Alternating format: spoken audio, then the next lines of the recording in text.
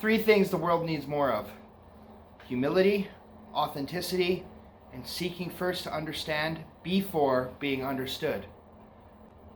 Point number one is humility. The fact that you can be humble and put your ego to the side says a lot about your character and who you are. If you heard something that's called the butterfly effect, it has a lot to do with this. The butterfly effect is basically the notion that on one side of the world, if a butterfly flaps its wings, it could cause the ocean tide to ripple on the other side, so to speak, right? But what I'm talking about is the good of our nature. If we have more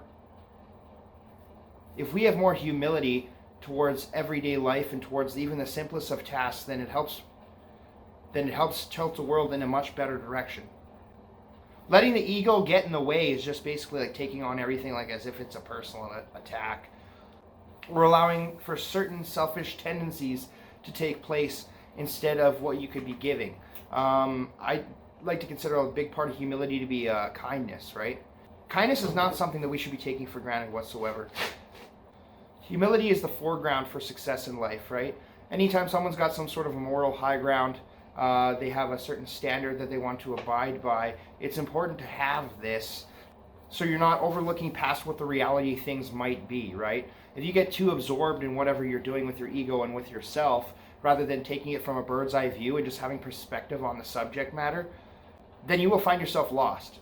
Maybe not lost in the short term, maybe it's something that'll take even a longer term. But I just want to highlight this because this is point one of 3 points that I was kind of thinking in my head in terms of things that the world needs a lot of right now. You know, obviously a lot going on around the world, a lot going on in the mind of different people. There's a lot of time right now to self-reflect and to look back, see what we are doing wrong with ourselves, and if there's any way that we can do ourselves justice. I just truly believe that having that humble nature and to not take more than you're given, to not take things for granted, to not blow things out of proportion, to also reevaluate who you are as a person in terms of how kind you are being to people, and if you're taking things from a too selfish of an approach. I just find that humility is key. I just find that humility is key in understanding in order for us to tilt the world in a better direction and move a step forward. The second part is something that I've already talked about quite a bit, or a decent amount so far, and that's authenticity. So authenticity means you're being genuine to who you are without putting up a front or feeling like you should feel ashamed for, let's say, liking a certain artist. To basically learn how to be comfortable in your skin through every day-to-day interaction each day with life. To be authentic to you is a very complex topic. It's not something that's a surface level be yourself sort of ideal like I've mentioned in the past. It's something that seems to be lacking in so many different spheres of life. To be authentic means not say the things that you think somebody wants you to say in order to get their approval. To not go out of your way to do something to please somebody else, or to, let's say, invest in materialistic goods just for the just to appease the judgment of other people in a positive favor. To not establish some sort of false connection with someone in order to gain something. To not allow things that might create fear and hold you back. Just to be essentially comfortable with how you are in every aspect of day-to-day life. Creating a nice routine. To be in tune with the real world, the happenings of what's going on, but to not hold back for what you're feeling, what you're thinking, all the things that you want to say, all the things that you want to do, by bringing in too much negative attention or attention from other people who are telling you to do something otherwise, and letting that be the major influence in your life. Obviously, critical thinking from a different perspective is a very beneficial thing if it's coming from a positive place, if it's coming close from friends and family and all that, like I've indicated in the past. But it's crucial not to allow this negative judgment or this negative energy to enter itself into your life in a manner that would throw you off course from being the person that you're trying to be, right? That includes everything from tonality and body language and the way that you think, and thinking for yourself and not losing yourself outside of that window. and not losing yourself for who you feel you truly are or should be. We are constantly changing every single day, right? Week to week, all the DNA in our cells consistently shifts, and it's just a good example of how we're always on the fly and always adapting. So it might be rather difficult to think about what that means to be authentic to yourself. But as you dig deeper into what it means to be authentic, you realize that it's just more of you being in tune, like you having that vibe, that rhythm, the flow with who you are, with what you're doing, with everything in life. Like, are you fulfilling your purpose? Are you striving in a new and positive direction? Are you taking advantage of the opportunities that you have given? And if you do have failures, are you taking that as a spin of, hey, you know what, I'm going to make something out of this? Or are you taking it as like, oh shit, this is going to hold me back, I should give up, right? You got to question yourself and look at yourself from a bird's eye view. From that outside perspective, you'll be able to dial in a lot easier, and you'll be able to further pinpoint on how authentic you're really being. The third one here I want to talk about is seek first to understand before being understood. This is a philosophy that many share. I can't recall off the top of my head where it originated, but on YouTube I usually watch Ross Creations, and he's always got a shirt that he's wearing, seek first to understand before being understood, and that really reignited that spark of that belief in me. That's one of the philosophies that I live by every day. Another one is never die thinking what if. That's another big one for me. There's a few other ones as well too, but I don't want to get too lost on that without addressing the point that I'm trying to make. And that's to try to see where somebody is coming from, right? Just because somebody's not saying something that you're going to agree with inherently, you want to take a look at it not only from a place where you're not being personally attacked from their view, but also from a place where you're at least attempting to understand, despite how negative or how hard it might be to overcome the things that they are saying, right? Finding that common ground is not necessarily always an easy task to accomplish, but what's important is not necessarily finding that common ground. More so, it's actually finding some sort of piece of information that you could learn from, right? Or to just see where they're coming from. I would say that not following this principle is basically the primary reason why you have a lot of mistrust and a lot of miscommunication, whether it be in a relationship or among friends or in family. And then you see all of this disconnect, right? You see everyone get torn apart. Nobody can seem to come together in a way that's positive. You know, it's just, it all becomes almost tied to the first point I was making with the humility, where people tend to take it selfishly, like, oh my God, you know what, this is going to trigger me. This is the reaction that I'm making. But what you come to find is when you are taking it from their perspective first and saying, okay, I know how I feel about this, and I know how badly I want to say it. Like, it can be such a big rush and everything like that when you're just trying to lay down the point and like defend yourself or say where you're coming from, right?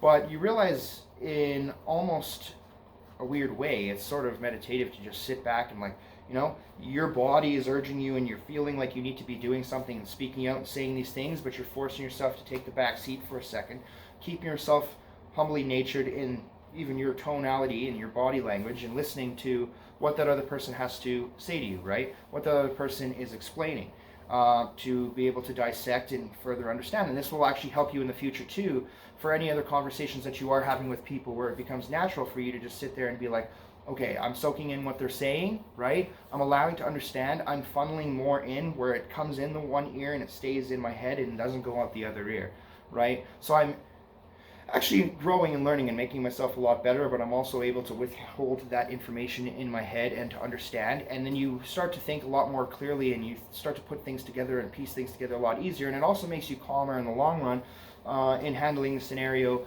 of whatever it is that you're talking about, right? Someone has a disagreement with somebody else, it's not always a level of mistrust, but mostly a level of miscommunication.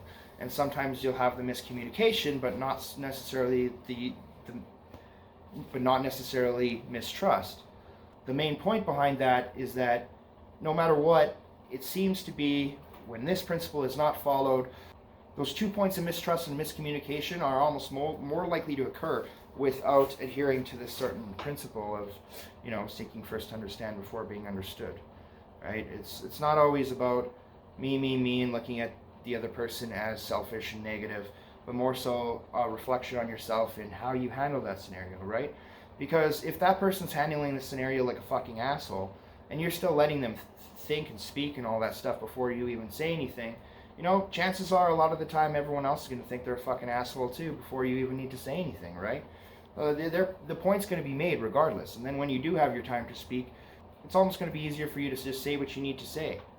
Having that level of understanding, and in doing so making yourself a lot more calm through the process, will actually help you be the stronger person, or even seem like it, regardless of the matter of the situation.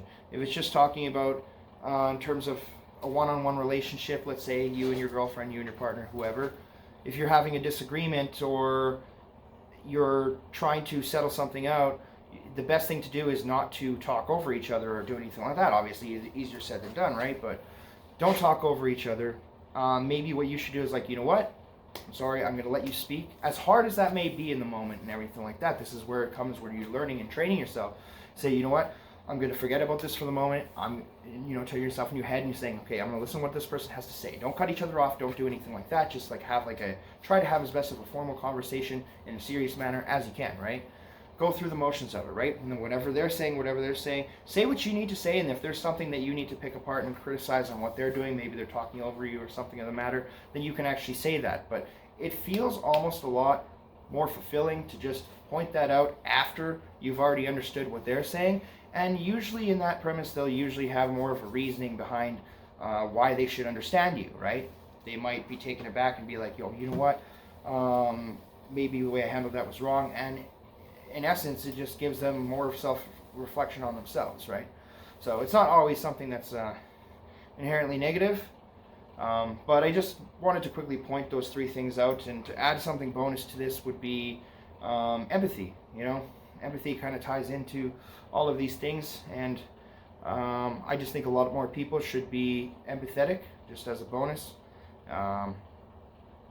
It's not hard to be empathetic, you know what I mean? Like, it's not hard to go out of your way and do that.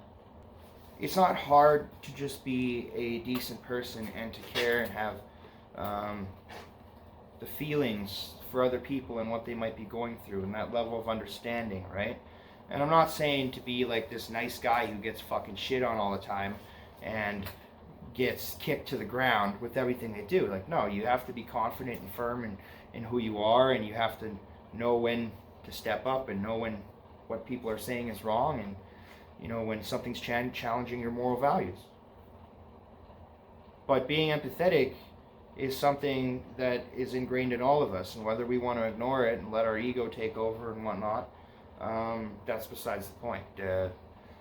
At the end of the day, we're all trying to live our lives, and if we're living our lives in harmony, we're going to live our lives a lot better. So just a quick nod out there to, if you feel like you're off today and something's not happening the way you want it, maybe a little empathy will go a long way. You start giving to other people, you start being nice to other people, you'll get that frisbee thrown back at you to come back with a boomerang in return. So with that being said, I just want to conclude here this late night video. I just kind of threw together just some basic points that I want to touch on in the future. I'm just basically laying a foundation of all these things that are in my mind that I kind of want to address, and whether or not some of it, if it's going to help people, then that's great, and if not, then that's great too. But I'm just here because, I love doing these videos. Like, I'm starting to fall in love with this, and I'm just throwing the videos out here, and it's kind of like a personal diary almost, would you say, if you'd say. But I'd also, you'll see some music that I'll be throwing up here from time to time, possibly some vloggy type videos or some stuff I might react or review on and all that. But I just thought it would be important to get into the self-development side of things and just say what's on my mind, even though it's a little harder to do in front of the camera sometimes, as I'm kind of growing and learning through all this process. But see, this is the thing too, is in being humble, you're also being vulnerable, and when you're being vulnerable, you're being more authentic with yourself, and you start to flow out a lot easier with what you have to say. So anyway, I'll see you in the next video, and you stay real, And I'll stay caveman.